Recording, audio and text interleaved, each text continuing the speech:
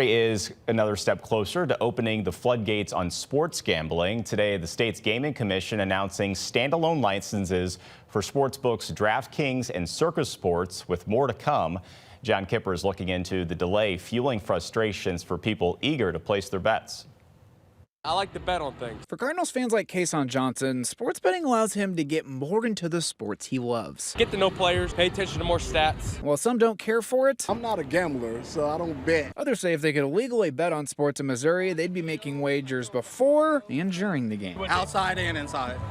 Last November, Missouri voters passed Amendment 2, legalizing sports betting in casinos and on mobile devices in the state. Since then, the process to create the infrastructure has been slow going. It's pretty frustrating. Friday, there was progress. The Missouri Gaming Commission revealed DraftKings and Circus Sports received mobile licenses. Then FanDuel announced a partnership with St. Louis City SC, getting them into the Missouri market. But gamblers can't bet on sports legally until December 1st, almost 13 months after voters passed the amendment. Because we want to make sure we get it right. Gaming Commissioner Jan Zimmerman says it's been an absolute mammoth undertaking from their staff to get the rules into place. A year from now, nobody will even remember a time when there wasn't sports wagering in the state of Missouri. This comes after Cardinals president Bill DeWitt III told First Alert 4 after the November 2024 election he hoped sports betting would be in place by this summer. Cards fan Mark Ryder believes it should have been. If you have to do something, if your mom tells you to take the garbage out by 5 o'clock and you don't do it till 4:55 p.m., like, come on now, you know better than that. Now, Zimmerman adds in mid-October, sportsbooks will begin